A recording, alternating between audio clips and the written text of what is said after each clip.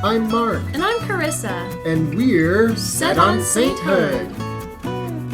We have been on an epic adventure to find answers to life's greatest questions.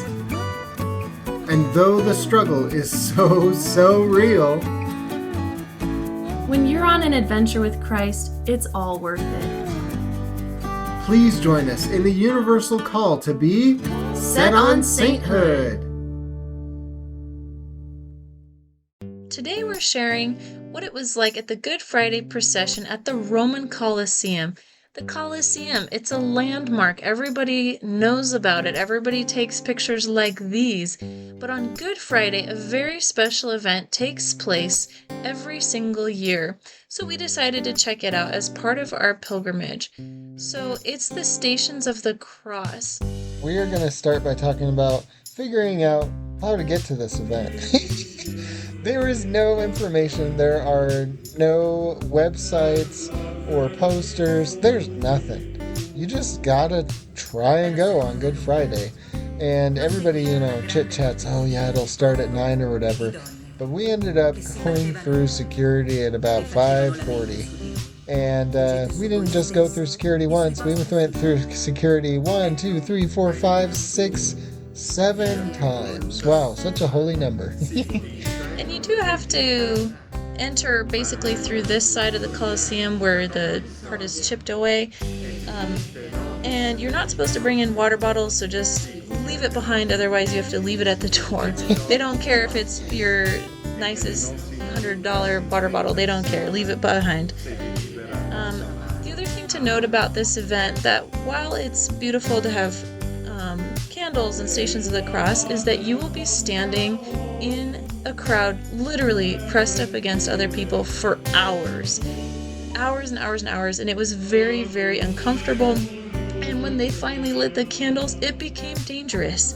So at one point, I almost caught my sleeve on fire. Mark was dripping wax on the lady next to us. It's just like you're so jammed in there. It was very uncomfortable, and after 4 hours of standing there, we actually needed to depart. But it was quite beautiful to see all of these people gathered in faith, to walk in their minds, I guess, because we couldn't move. That's worth noting as well, that you actually don't go anywhere. You just pick a spot. You try and get along one of the rails and assume that the procession is going to come past the rails. You don't go into the Colosseum at all. What they're doing is they're filming it, so it's actually a better view watching it on YouTube or some live stream or on TV rather than being in the crowd. And also, if you watch it live stream, they're going to be doing the translations, which are only in Italian, which makes perfect sense because you're in Italy. You do hand out prayer booklets of very beautiful reflections, which, we had some trouble understanding.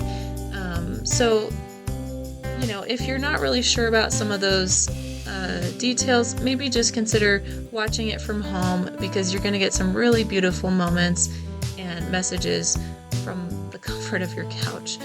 And if you are in Rome on Good Friday, we might recommend that you go to this. But also realize that half of the tourists in the entire city will be there. But watch those candles and don't set anything on fire.